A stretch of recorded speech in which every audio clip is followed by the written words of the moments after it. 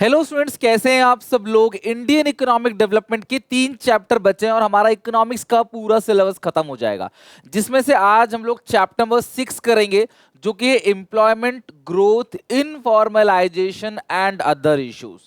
बहुत बड़ा चैप्टर है। काफी सारा डेटा, टेबल, चार्ट्स आपको इसके अंदर देखने को मिलेंगे। बहुत सारे डायग्राम्स इसके अंदर हम पढ़ेंगे।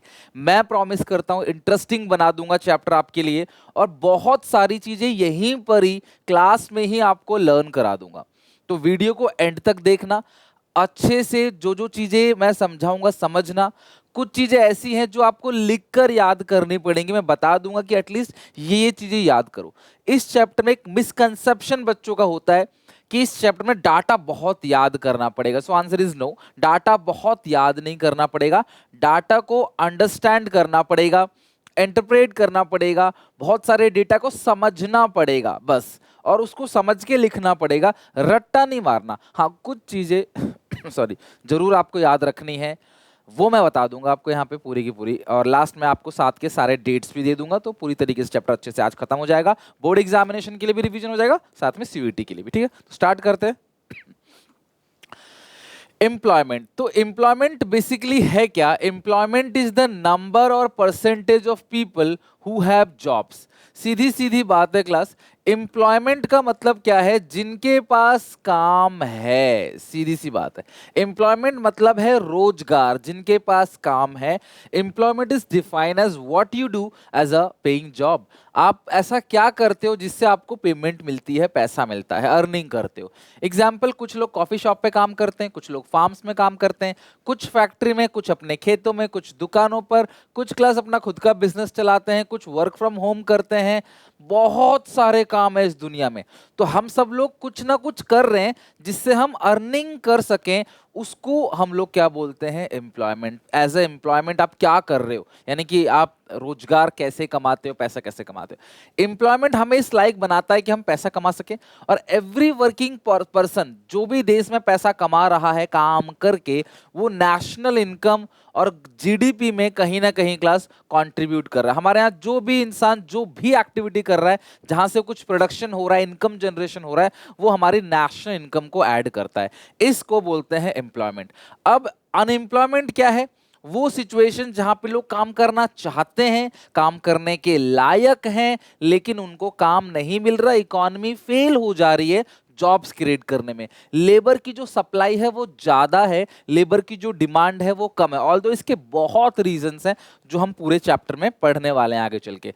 सो अनएम्प्लॉयमेंट क्या है? वो situation when people are willing to work and able to work at existing wage rate but not getting work। वो existing wage rate पे, at an existing wage rate पे काम करने को तैयार है, लेकिन उनको काम नहीं मिल रहा है। Here economy fails to create more job। ये situation है not being able to find a job। Here demand for labor force is less। ठीक है, अच्छा, अब labor force किसको कहते हैं? बहुत ध्यान से समझना। लेबर फोर्स का मतलब total number of people who are eligible to work including employed and unemployed people. तो लेबर फोर्स के अंदर दो चीजें आती हैं, persons working plus persons seeking और अवेलेबल फॉर वर्क। मेरी बात ध्यान से समझना, लेबर फोर्स क्या होता है। मान लेते हैं एक कंट्री में 100 लोग हैं, मैं बस इतना मान लेता हूं 100 लोग हैं। इस 100 में से 70 लोग ऐसे हैं जो मतलब कि समझ लो जो यंग एज में है, जो काम करने वाली एज में है। जनरली क्लास जो माइनर्स हैं, या फिर जो 60 साल से ऊपर के लोग हैं, या फिर जो क्लास जो विकलांग हैं, या ऐसे बहुत सारे अदर लोग हैं जो काम करने के लिए एलिजिबल नहीं है, उनको हटा दो। 70 लोग काम करने के लिए एलिजिबल हैं। इसमें से 50 लोग जो हैं वो एबल टू वर्क हैं, एबल टू वर्क यानी काम करने के तैयार है। ठीक है, विलिंग टू वर्क भी हैं, विलिंग टू वर्क भी हैं। और इस 50 में से ये 50 के 50 लोग काम करना चाहते हैं, काम करने के लायक भी हैं, at an existing wage rate. Existing wage rate में, ठीक है। तो टोटल कितने लोग हैं कंट्री की, टोटल जो पॉपुलेशन है वो कितनी है, 100, जिसमें से बच्चे वगैरह छोटे छोटे बच्चे जो होते हैं उन सबको हटा दो, बूढ़े लोगों को हटा दो, या फिर पढ़ने वाले लोगों को हटा दो, तो बचे कितने लोग, 70 लोग। इस 70 में से 50 लोग काम करना चाहते हैं, पढ़ाई करिए, काम करने के योग्य भी हैं, और वो जिस सैलरी चल रही है, जो अभी मार्केट में रेट चल रहा है वेज का, उस रेट में काम करने के लिए तैयार है। इसमें से मान लो क्लास 35 की नौकरी लग गई, तो जो 35 हो गए वो क्या हो गए क्लास, एम्प्लॉयड। और 15 की नौकरी नहीं लगी, इनको हम लोग क्या बोलते हैं क्लास, अनएम्प्लॉयड। एम्प्लॉयड को ही हम लोग वर्क फोर्स भी कहते हैं, एक्चुअली में ये लोग काम करेंगे। तो ये जो 50 है, इसी 50 को बोलते हैं लेबर फोर्स। और ये 50 पर्सन्स कितने घंटे काम करने के लिए अवेलेबल हैं, उसको बोलते हैं labour supply. So labour supply मतलब लोग कितने घंटे काम करने के लिए अवेलेबल हैं, और लेबर फोर्स मतलब टोटल इतने, टोटल जो लोग हैं जिनमें से जो काम करना चाहते हैं, काम करने के लायक हैं एग्जिस्टिंग वेज रेट पे, वो कितने लोग हैं। तो टोटल लोग कितने हैं, 50, जिसमें से 35 को काम मिल गया, दे आर वर्किंग, और 15 जो है, 15 जो है वो ढूंढ रहे हैं, क्योंकि वो भी एबल टू वर्क है, वो भी विलिंग टू वर्क है, और वो भी एग्जिस्टिंग वेज रेट पे काम करने को तैयार है, बट इनको काम नहीं मिला, तो ये अनएम्प्लॉयड हो गए। सो लेबर फोर्स मतलब क्या है आपको समझ आ गया होगा। तो लेबर फोर्स मतलब total number of persons available for job. Available कितने हैं, 50, जिसमें से जिनको मिल गया वो 35, जिनको नहीं मिला वो 15। तो इस 50 को बोलते हैं लेबर फोर्स, इस 35 को बोलेंगे वर्क फोर्स, इस 15 को बोलेंगे अनएम्प्लॉयड। तो अगर तुम्हें लेबर फोर्स का फॉर्मूला देखना हो तो क्या क्या लिखोगे, वर्क फोर्स प्लस अनएम्प्लॉयड। और अनएम्प्लॉयड का फॉर्मूला देखना हो तो labour force minus work force, और वर्क फोर्स का फॉर्मूला देखना हो तो labour force minus unemployed. That's it. तीनों कॉन्सेप्ट आई होप अच्छे से आपको क्लियर हो गया है, ठीक है। नाउ देखते हैं, तो यहाँ पे जो लेबर फोर्स है वो पर्सन्स वर्किंग यानी कि वर्क फोर्स, पर्सन सीकिंग और अवेलेबल फॉर वर्क, जो ढूंढ रहे हैं काम को, वो ओके। अच्छा, लेबर फोर्स पार्टिसिपेशन रेट क्या हो गया, वही लेबर फोर्स जो मैंने आपको बताया upon total working age population, बूढ़ों को बच्चों को हटा के, इनटू 100, इसको बोलते हैं labour force participation rate. It is defined as section of working population. जैसे मैंने कहा देश में तो 100 जनता है, लेकिन वर्किंग पॉपुलेशन 60 इंटू 64 एज वाले जो लोग हैं वो सिर्फ 70 हैं। Okay, people who are still undergoing studies, house wife person are above the age of 64 year are not counted in the labour force. तो लेबर फोर्स पार्टिसिपेशन रेट जो है वो 2017-18 में है 49.8%, जबकि 11-12 में, ठीक है, 11-12 में जो था वो कितना था, 52.9%। 11-12 में था 52.9%, जो कि घट गया है 48.9%। यानी कि कहीं ना कहीं जो पर्सन्स अवेलेबल फॉर जॉब है ना, उनकी तादाद हमें क्या दिख रही है, पहले से कम दिख रही है। और ये समस्या तो आपको पता ही है, अगर आप सोशल मीडिया पे हो, न्यूज़ पढ़ते हो, तो आपको पता है कि बेरोजगारी की समस्या कंट्री में बढ़ती चली जा रही है। और क्यों बढ़ती चली जा रही है हम चैप्टर के अंदर पढ़ेंगे डिटेल में, अभी हम डिस्कस नहीं कर रहे उसको, ठीक है। तो लेबर फोर्स समझ आ गया, total number of persons available for job whether they are employed और unemployed upon working age population into 100 आ गया लेबर फोर्स पार्टिसिपेशन रेट। और ये रेट जितना ज्यादा हाई होगा उतना ही अच्छा है इकोनॉमी के लिए, जितने ज्यादा लोग अवेलेबल होंगे उतना अच्छा है। Labour supply, total number of hours that worker wish to work, तो यानी कि जो कितने घंटे लोग अवेलेबल है काम करने के लिए, उनको बोलते हैं लेबर सप्लाई। वर्क फोर्स मैंने बता दिया क्लास, लेबर फोर्स में से number of persons not working but willing to work, इसे सीधा सीधा लिख सकते हैं अनएम्प्लॉयड, अभी बता ही दिया मैंने आपको। तो वर्क फोर्स क्या है, लेबर फोर्स माइनस अनएम्प्लॉयड। तो number of persons, work force किसको कहते हैं, the number of persons who are actually employed at a particular point of time, जिनके पास एक्चुअली काम है, वो कहीं ना किसी प्रोडक्टिव एक्टिविटी में इंगेज हैं। अच्छा, वर्कर समझ आ गया क्लास, वर्कफोर्स। तो वर्कर पॉपुलेशन रेशियो क्या है, वो जो वर्कर्स है अपॉन टोटल पॉपुलेशन इनटू 100 आ जाएगा वर्कर पॉपुलेशन रेशियो। तो वर्कर पॉपुलेशन रेशियो क्या बताता है, नंबर ऑफ पर्संस एम्प्लॉयड, यानी कितने लोग वर्कर है, कितने लोग काम कर रहे हैं पॉपुलेशन में से। 1000 की पॉपुलेशन अगर हम उठा लें तो 1000 की पॉपुलेशन में से कितने लोग काम कर रहे हैं, कितने लोगों के पास काम है, एक्चुअली उनको सैलरी आ रही है महीने महीने, उनको हम लोग क्या बोलते हैं, वर्कर पॉपुलेशन रेशियो। ये पहला टेबल है, पेपर में ऐसा टेबल आपको बना के दे देगा और आपको बस इसे एक्सप्लेन करना है, कोई फिगर कम क्यों है, कोई फिगर ज्यादा क्यों है, अगर उसका रीजन आपको पता है तो वो रीजन आपको लिखना है, बस यही आता है पेपर में। और तुमको क्या बताता है, इसको पूरा रट्टा मारो यार, बिल्कुल भी नहीं। तुमको डेटा रॉट लर्निंग पे तो सीबीएसई पहले ही मना करता, फोकस कर ही नहीं रहे। यहाँ पे जो लर्निंग हो रही है वो होलिस्टिक डेवलपमेंट हो रहा है। आप चीजों को एक्सप्लेन करना सीखो, ठीक है। ये डेटा क्लास आगे चल के चेंज होते रहेंगे, कंट्री टू कंट्री चेंज होगा, स्टेट टू स्टेट चेंज होगा, ईयर टू ईयर चेंज होगा। तो कितना रट्टा मारोगे आप? ये रट्टा मार के जाओगे, 2 साल बाद फिगर कुछ और होगा, 3 साल बाद फिगर कुछ और होगा, जॉब लेने जाओगे तो फिगर कुछ और होगा, एनालिसिस करने जब बैठोगे तब फिगर कुछ और होगा। तो इसीलिए इसको समझ आना चाहिए, ठीक है। तो यहाँ पे मेन वुमेन और टोटल, तो जो वर्कर पॉपुलेशन रेशियो है ये भी जितना ज्यादा होगा उतना अच्छा है।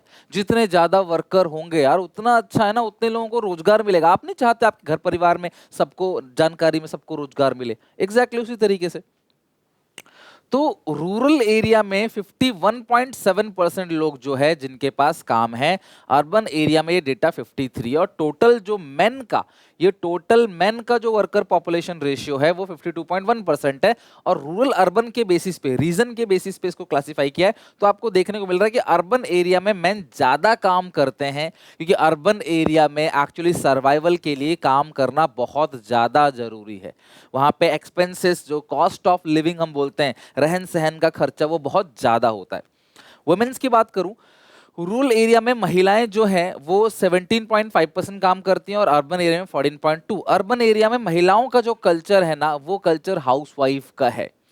तो आप देखोगे कि जो महिलाएं हैं वो अपने फ्रेंड सर्कल में पूछोगे ज्यादातर लोगों से, तो वो बोलेगी भी हमारी मम्मी जो है वो काम करती है। ज्यादातर लोग काम करते हैं अगर वो बेसिकली अर्बन एरिया के अंदर हैं तो 14.2% अर्बन एरिया में जो है वो घर पे ही काम करते हैं, वो जॉब नहीं करते। तो वर्कर पॉपुलेशन रेशियो जो है 14.2% है। और घर के काम को ये लोग कंसिडर नहीं करते वर्कर के अंदर, राइट। हालांकि करना चाहिए, कुछ डिबेट है इस पे, कुछ लोग कहते हैं यार इसको भी काम की तरह देखो। एक महिला घर पे जब काम करती है सुबह से शाम तक, तो वो किसी जॉब से कम नहीं है, बहुत एफर्ट्स लगते हैं और वो इवन क्लास बहुत मेहनत लगती है, ठीक है। तो वो भले ही उसको सैलरी नहीं मिलती तो ये काउंट नहीं करते, बट ये डिबेट का मुद्दा है। कुछ कहते हैं काउंट करना है, कुछ कहते हैं नहीं करना। तो अब आप क्या कहते हैं क्लास, ये कमेंट में आप बता सकते हो। और महिलाएं, रूरल एरिया में परसेंटेज महिलाओं का ज्यादा है वर्कर पॉपुलेशन रेशियो में, बिकॉज ऑफ पॉवर्टी।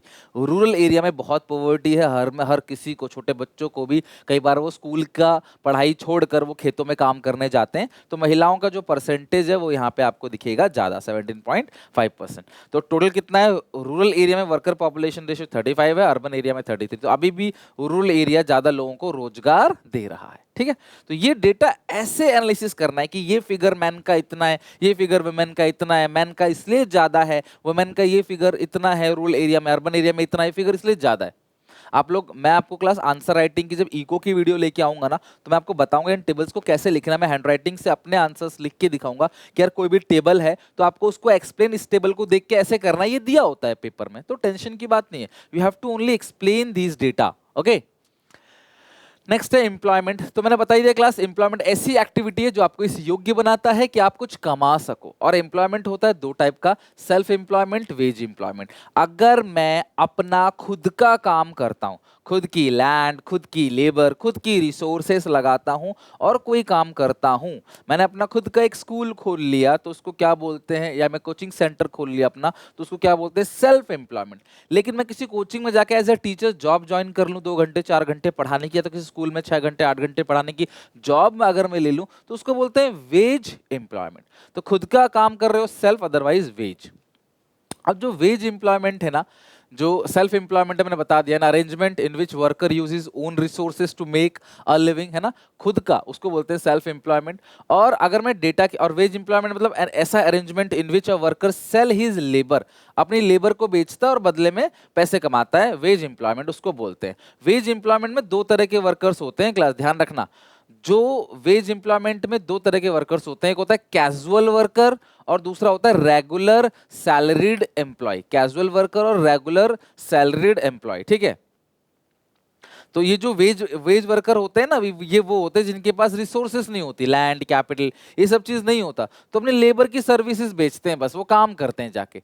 अब जो वेज एम्प्लॉयमेंट है उसमें 2 तरह के लेबर होते हैं, रेगुलर वर्कर और कैजुअल वर्कर। रेगुलर वर्कर मतलब सिंपल सी बात है, जिनके पास रेगुलर जॉब है, जिनकी परमानेंट नौकरी है, जिनको डर नहीं है कि कंपनी कभी भी उठा के उनको निकाल फेंके, वो रेगुलर वर्कर्स होते हैं। तो रेगुलर वर्कर को क्लास बहुत सारे बेनिफिट मिलते हैं क्लास, ठीक है, जैसे पेंशन हो गया, प्रोविडेंट फंड का पैसा हो गया, मेडिकल एक्सपेंसेस हो गया, इन लोगों का लेबर यूनियन भी होता है, तो कंपनी इनके पीछे लॉबी इनको सपोर्ट करती है। जो हमारा जो लेबर लॉ है ना, वो लेबर लॉबी इनको सपोर्ट करती है, तो इनको कंपनी से निकालना भी आसान नहीं होता। लेकिन जो कैजुअल वर्कर है वो बेसिकली बदले में रेम्यूनरेशन पाते हैं और कभी भी निकाल, उनकी जॉब कैजुअल होती है। They are not hired on permanent basis, this means they do not have any job security, regular salary income नहीं है, सोशल बेनिफिट नहीं है, और वो 25% है टोटल वर्कफोर्स की। अब डेटा की बात करते हैं, ये डेटा इंपॉर्टेंट, अगर आप इसको याद कर लोगे ना तो कोई बुराई नहीं है, और ये सिंपल भी, और देखना भी कमेंट सेक्शन में तुम बिना देखे लिख के दिखाओगे। हाँ, लेकिन अगर आप घर पे प्रैक्टिस नहीं करोगे एक बार, तो बोर्ड एग्जामिनेशन में भले ही आप भूल जाओ, तो सीयूईटी में भी क्लास आपको पूछ सकता है। ये डेटा बहुत इंपॉर्टेंट है। जैसे अपना खुद का काम कर रहा है, खुद की दुकान है अंकल जी की, तो फिर ये खुद की दुकान है तो भी सेल्फ एम्प्लॉयमेंट हो गया। हालांकि किसी कंपनी में अगर आप काम कर रहे हो तो ये वेज एम्प्लॉयमेंट हो गया, काम नहीं मिल रहा तो ये बेरोजगार हो गए, ठीक है। तो सेल्फ एम्प्लॉयड जो है हमारे पास 52.2% लोग, यानी इंडिया में आधे से ज्यादा लोग आज भी अपना खुद का कारोबार, खुद का काम करते हैं। छोटी सी दुकान, छोटा सा काम, घर के अंदर, घर के बाहर, कैसे भी मार्केट में 52.2% लोग खेतीबाड़ी भी कर रहे हैं, तो अपना खुद का काम कर रहे हैं ना, खुद की खेत पे खेतीबाड़ी कर रहे हैं। 52.2% लोग हैं। जो रेगुलर है वो बेचारे बहुत कम है, 22.8, और जो 25% है वो है कैजुअल वर्कर। आई होप आप 25% तो नहीं भूलोगे, 25% तो हो गए कैजुअल वर्कर, जब मर्जी जब काम खत्म तो निकाल दिया जाएगा। 52.2 ये हो गया क्लास आपका रेगुलर ये हो गया आपका सेल्फ एम्प्लॉयड। तो जो बचा वो बचा 22.8, ये हो गया आपका रेगुलर सैलरीड एम्प्लॉयड। तो अगर टोटल 100 लोगों के पास काम है इंडिया के अंदर, तो 100 में से 25 जो है वो कैजुअल वर्कर है, 22.8 रेगुलर सैलरीड एम्प्लॉयज है, और 52.2 सेल्फ एम्प्लॉयड पर्सन है। तो आपको पेपर में डाटा पूछता भी है ना, तो ये पूछेगा सबसे ज्यादा शेयर किसका है, सबसे कम शेयर किसका है, या इसको असेंडिंग या डिसेंडिंग ऑर्डर में अरेंज करो, ऐसे पूछेगा। एग्जैक्टली नंबर उठा के तुमको नहीं पूछने वाला है, तो चिंता मुक्त हो जाओ। वीडियो एंड तक देखो, मजेदार चैप्टर है, बोरिंग लगता है सबको और थोड़ा बहुत है भी, बट मैं इसको कन्वर्ट कर रहा हूं। आप देखो वीडियो एंड तक, बहुत इंटरेस्टिंग लगेगा, तुम्हें क्लास में चीजें याद भी हो जाएंगी, और अच्छा लगे तो प्लीज लाइक और शेयर जरूर करना, और चैनल को सब्सक्राइब कर लो यार। एग्जाम टाइम पे नहीं करोगे तो कब करोगे, अब तो पढ़ना पड़ेगा ना थोड़ा सा, ठीक है। तो सबसे ज्यादा किसका है यहाँ पे, सेल्फ एम्प्लॉयड, उससे कम है कैजुअल, उससे कम क्या है, रेगुलर सैलरीड एम्प्लॉय। तो असेंडिंग डिसेंडिंग में अरेंज करने के लिए आ सकता है ना, या फिर आपको पूछेगा कौन सा ज्यादा है कौन सा कम है, ये पूछ लेगा आपको, या इसको एक्सप्लेन करने के लिए बोल देगा। बट फिर भी बोलो, इसको तो आप याद रखना, 52.2 और 25 बीच में आ जाएगा। 100 में से हटा दो, 100 में से इन दोनों को माइनस कर दो, जो बचेगा वो बीच में आ जाएगा, खत्म। 25 तो आपको याद रहेगा, 25, ठीक है। सेल्फ एम्प्लॉयमेंट, वेज एम्प्लॉयमेंट, ये सब हो गया। अब distribution of employment by region. अब ये जो चार्ट है, डेटा है, परसेंटेज बार डायग्राम, ये बताता है रीजन के बेसिस पे एम्प्लॉयमेंट। अभी तक हम क्या देख रहे थे, टोटल, अब हम देखेंगे रीजन के बेसिस पे, यानी कि अर्बन एरिया और रूरल एरिया। तो अर्बन वर्कर्स हो गया, और यहां पे हो गया रूरल वर्कर्स। तो अगर आप डेटा थोड़ा सा देखो, तो अर्बन एरिया में जो सेल्फ एम्प्लॉयड लोग हैं वो 38% है, जबकि रूरल एरिया में 58%। तो आपको डेटा एक्सप्लेन करना है कि अर्बन एरिया में इतना है, रूरल एरिया में इतना। You have to only explain कि रूरल एरिया में 50.8% लोग जो है वो रेगुलर सैलरीड एम्प्लॉयज, जबकि अर्बन एरिया में 38। ऐसा क्यों है कि जो सेल्फ एम्प्लॉयड लोग रूरल एरिया में ज्यादा होते हैं, क्योंकि रूरल एरिया में ज्यादातर लोग अपना खुद का काम करते हैं, वहां ऐसा अरेंजमेंट है ही नहीं, कोई फैक्ट्रियां लगी नहीं कि आप कहीं जाके और काम करो। वो खुद की खेती बाड़ी, छोटा मोटा दुकान, कोई समोसे चल रहा है, पकौड़ी चल रहा है, कोई चाय बेच रहा है, कोई खेती बाड़ी कर रहा है, कोई दूध बेच रहा है, कोई लकड़ियां बेच रहा है, तो सब अपना ही काम कर रहे होते हैं ज्यादातर लोग। तो यही रीजन है कि रूरल एरिया में लोग 58% लोग खुद का काम करते हैं, अर्बन एरिया में जस्ट 38% है। कैजुअल वर्कर अर्बन एरिया में बहुत कम है, जबकि रूरल एरिया में ये क्या है, 29.8। किसी की खेत में काम कर रहे हैं, कभी भी निकाल देगा आपको। कौन सा आपको बॉन्ड साइन किया है, अग्रीमेंट साइन किया है, भट्टी में काम कर रहे हैं, ईंट बनाने वाले भट्टी में काम कर रहे हैं, या किसी के अंडर काम कर रहे हैं कुछ ना कुछ, तो वो तादाद अर्बन एरिया में कम है। अर्बन एरिया में ज्यादातर लोगों की जो है ना, 47% लोगों की रेगुलर सैलरीड एम्प्लॉयज है। रूरल एरिया में लोग कम पढ़े लिखे होते हैं, तो रेगुलर सैलरीड एम्प्लॉयज की तादाद वहां पे कम है। तो पढ़े लिखे वाले बेसिस पे आप इसको डिफरेंशिएट कर देना, यहाँ पे डिफरेंशिएट कर देना अवेलेबिलिटी के बेसिस पे, और यहाँ पे भी रूरल एरिया में कैजुअल वर्क अवेलेबल होता है, अर्बन एरिया में ज्यादातर रेगुलर सैलरी एम्प्लॉयज होते हैं, कारखाना बड़ा बड़ा होता है, फैक्ट्री बड़ी बड़ी होती है। ओके, तो ये इस तरीके से क्लासिफिकेशन है, डेटा लिखा हुआ है, ये चार्ट है, समझना है बस। Distribution of employment in different sector, इसको लर्न करना है, ठीक है, ये इंपॉर्टेंट है, ये तुम्हें पता भी होना चाहिए। और यहाँ पे असेंडिंग डिसेंडिंग में क्वेश्चन पूछ सकता है आपको, कौन सा ज्यादा है कौन सा कम है ये पूछ सकता है, डेटा फिर भी नहीं पूछेगा, लेकिन मैं आपको एक्स्ट्रा सेफ्टी दे के चल रहा हूँ कि भैया डेटा इसका तो याद करे ना, ठीक है। तो पाई डायग्राम है ये। अब पाई चार्ट के अंदर क्या है, प्राइमरी सेक्टर जो एग्रीकल्चर सेक्टर है उसके अंदर 45% लोग आज भी इंडिया में इंगेज हैं एग्रीकल्चर सेक्टर में। आज भी एग्रीकल्चर सेक्टर, कृषि प्रधान देश भारत है, आज भी 45% लोग जो है वो खेती बाड़ी कर रहे हैं।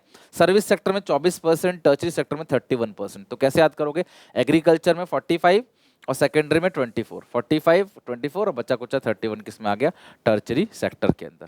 तो यहाँ पे एम्प्लॉयमेंट की बात चल रही है, जीडीपी की बात नहीं चल रही, एम्प्लॉयमेंट रोजगार, और डेटा किसका है 17-18 का, तो 24-25 का डेटा नहीं है, 17-18 का डेटा है।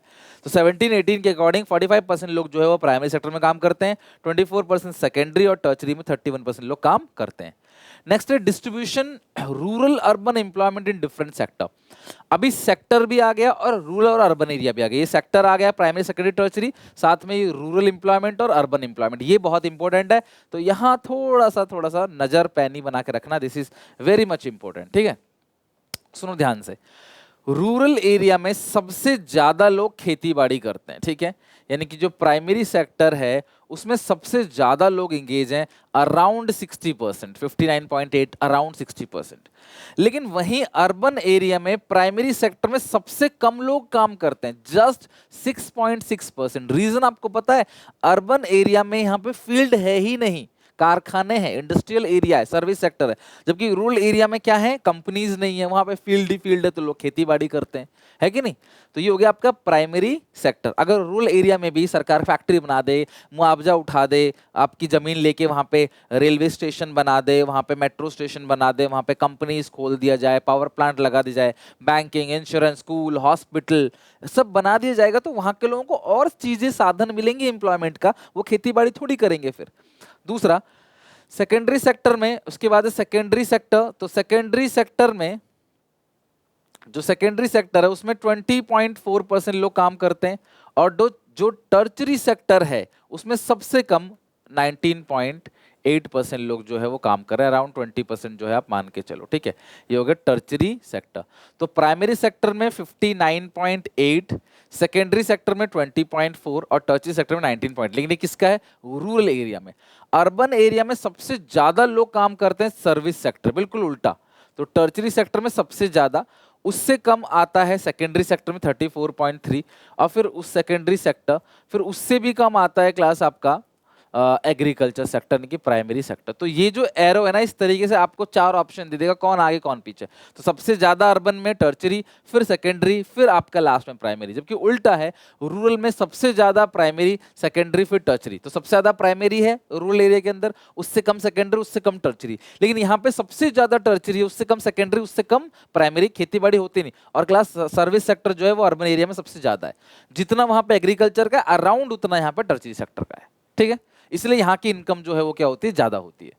Distribution of employment male female, अभी सेक्टर भी आ गया और मेल और फीमेल भी आ गया, तो प्राइमरी सेकेंडरी टर्चरी सेक्टर आ गया और मेल और फीमेल का आ गया। अब इसमें हमने सेल्फ एम्प्लॉयड वगैरह में नहीं बांटा है, सिर्फ मेल फीमेल के बेसिस पे बांटा है।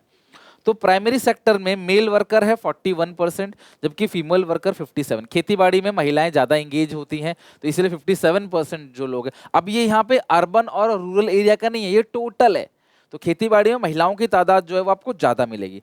सेकेंडरी सेक्टर मैन्युफैक्चरिंग में जो मेल्स की तादाद है ना, मेल वर्कर, वो आपको ज्यादा मिलेगी। फिजिकल वर्क ज्यादा होता है, तो मेल्स ज्यादा काम करते हैं इसके अंदर, बहुत मेहनत का काम होता है, फिजिकल वर्क बहुत ज्यादा होता है, और मैन की बॉडी बनाई ही फिजिकल वर्क के लिए है, जिसकी वजह से यहाँ पे एम्प्लॉयमेंट ज्यादा है।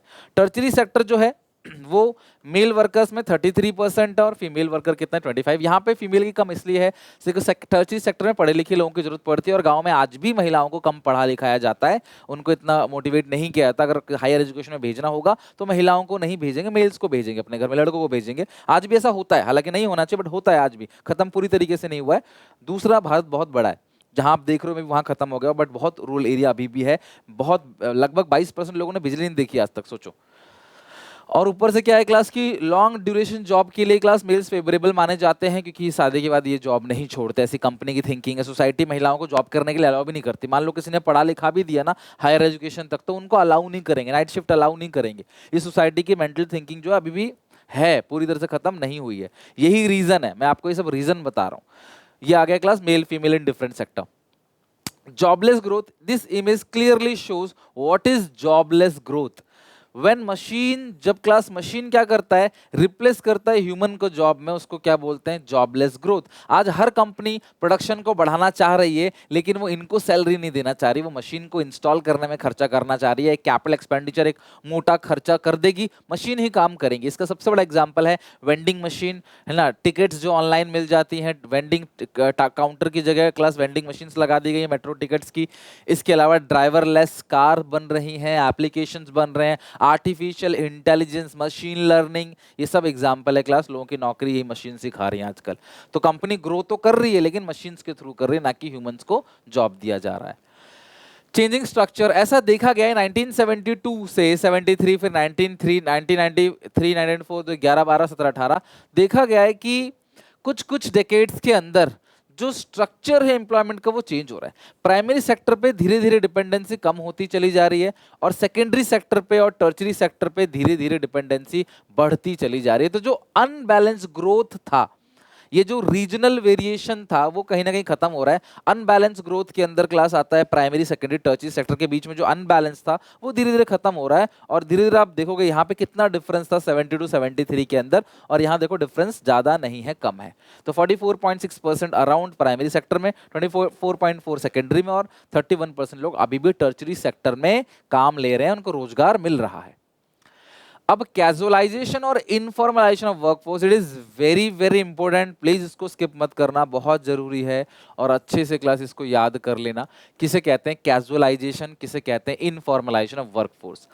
देखो, कैजुअलाइजेशन किसे कहते हैं, पहले लोग रेगुलर सैलरीड एम्प्लॉय हुआ करते थे या सेल्फ एम्प्लॉयड हुआ करते थे। आजकल क्या हो रहा है, इनकी तादाद कम होती चली जा रही है, और जो कैजुअल वर्कर्स है ना, इनकी तादाद बढ़ती चली जा रही है। तो ऐसा देखने में आया है, देयर इज अ शिफ्ट। यहाँ पे क्या हो रहा है, शिफ्ट हो रहा है, लोग रेगुलर सैलरीड एम्प्लॉय से कैजुअल वर्कर, सेल्फ एम्प्लॉयड से कैजुअल वर्कर की तरफ मूव कर रहे हैं। तो आजकल जो जॉब मिल रही है, आप भी 12th पास ग्रेजुएशन होके जाओगे ना, तो पक्की नौकरी नहीं लगेगी, आपकी कैजुअल वर्कर की नौकरी लगेगी 6 महीने साल भर, फिर आपको धीरे धीरे जो है वो परमानेंट का औहदा दे दिया जाएगा, आपकी परमानेंट नौकरी को परमानेंट में बदल दिया जाएगा। तो जो कैजुअल वर्कर की तादाद बढ़ रही है धीरे धीरे, इसी को बोलते हैं casualisation of workforce. Casualisation of workforce means shift of self employed and regular salaried employees to casual wage work. Casual workers are defined as those who work for others in farm और non farm areas और enterprises and paid wages that are daily basis और periodic basis. जरूरी नहीं है कि जो veg ले रहा है वो डेली बेसिस पे ले रहा हो, सैलरी भी हो सकती है monthly. It is due to lack of opportunity in the organise sector. तो जो ऑर्गेनाइज सेक्टर है, इनमें काम ही नहीं है, क्या करें, इनमें काम नहीं है, भर के लोग आ रहे हैं, ठीक है। तो ये कहते हैं भैया नहीं, पहले हम कैजुअल करेंगे फिर परमानेंट करेंगे, बिकॉज कंपनी भी डरती क्या, सीधा परमानेंट कर देंगे तो बहुत सारी सैलरी देनी पड़ेगी, सोशल सिक्योरिटी देनी पड़ेगी, वर्कर काम करे ना करे, साल भर भापते हैं पहले वर्कर को, फिर परमानेंट करते हैं।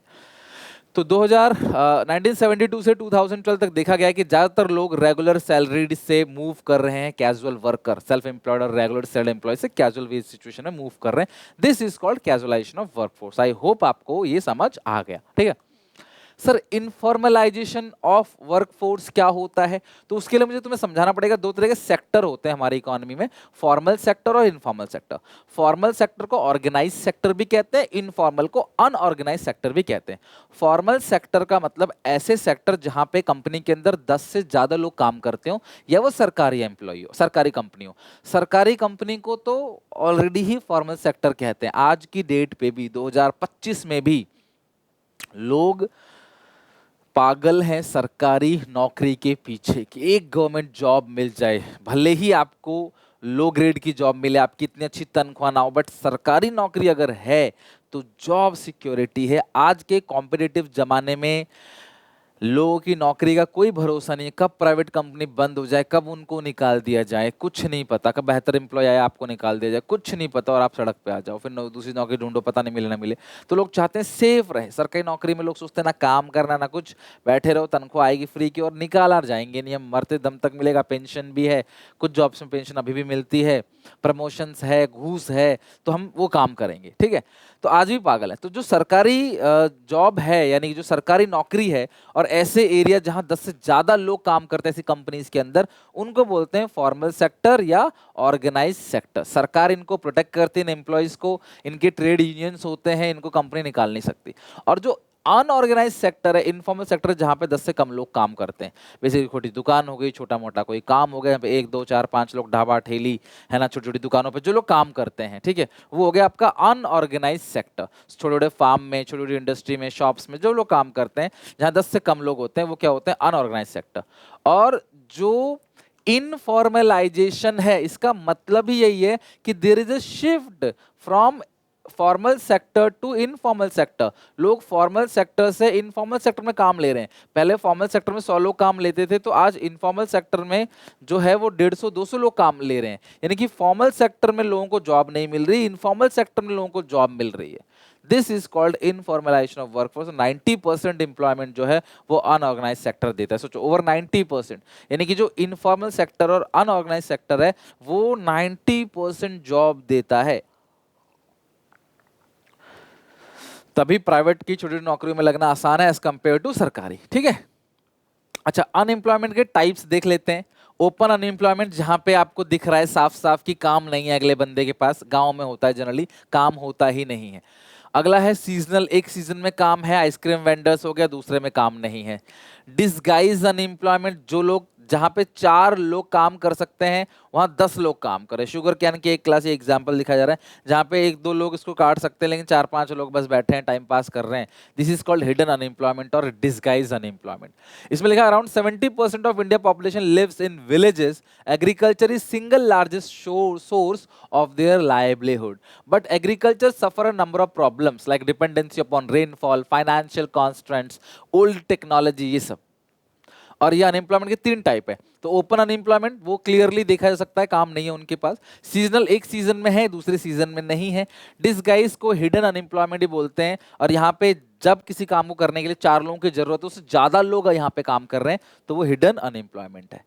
अच्छा, अब अर्बन अनएम्प्लॉय, तो रूरल एरिया की बात होगी। अर्बन एरिया में भी बेरोजगारी, ये तीनों जो बताया ना, ये रूरल अनएम्प्लॉयमेंट है, ये अर्बन अनएम्प्लॉयमेंट है। The unemployed in the urban area have increased considerably over the year. The number of unemployed registered in employment exchanges, जो क्लास एम्प्लॉयमेंट एक्सचेंज सरकार की एजेंसी बनी हुई है ना, बीएसटी के अंदर पढ़ाया था मैंने, जो जॉब मतलब दिलाने का काम करते हैं, वो बताते हैं 32 लाख रजिस्टर्ड अनएम्प्लॉयड है 2000 में। 270 लाख, पहले 32 लाख थे 1961 में, अब 270 लाख हो गए अर्बन अनएम्प्लॉयड।